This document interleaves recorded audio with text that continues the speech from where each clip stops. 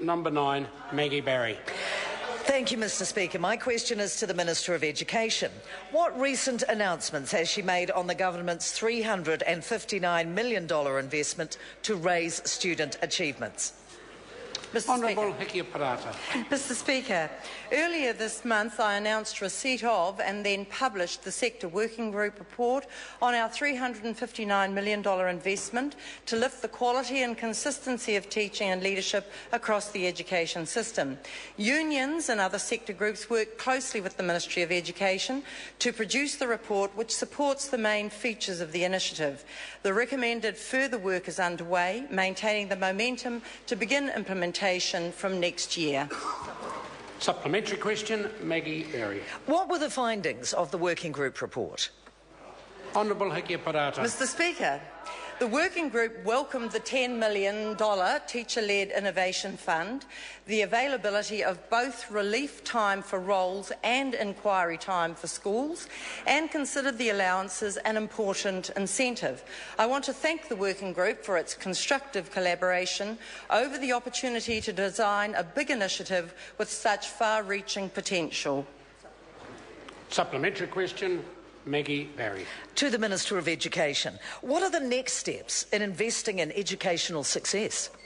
Honourable Hikia Parata. Mr Speaker, next steps are ensuring parents have the information they need, establishing the ongoing advisory group of 6 respected academics and working group members, which has its second meeting today, undertaking the work on implementation for a 2015 start, bargaining for variations, continuing work streams on communities of schools and on selection, appointment and appraisal.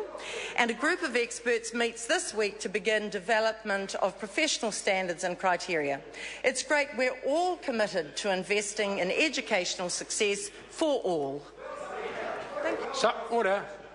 Supplementary question.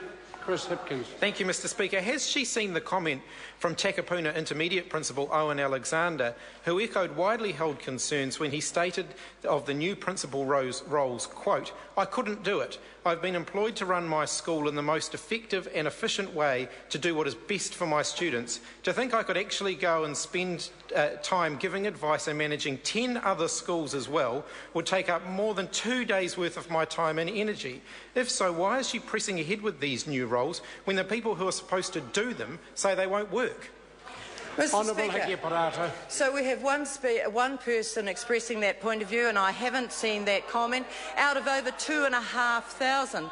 But the comment that I have seen is, quote, "Research here and around the world clearly shows that quality teaching has the greatest in-school influence on student achievement. Quality teaching is more likely to happen in a collaborative educational environment than a competitive one. Schools should collaborate. Teachers should be part of collaborative professional networks. And the sink or swim mentality of tomorrow's schools needs to change." And that was a speech by Chris Hipkins to the Auckland Primary Principals Association. Point of order, Mr Speaker. Order. This is a point of order. Chris Hipkins, point of order. It was a very good speech, Mr Speaker. I seek leave to table it. No.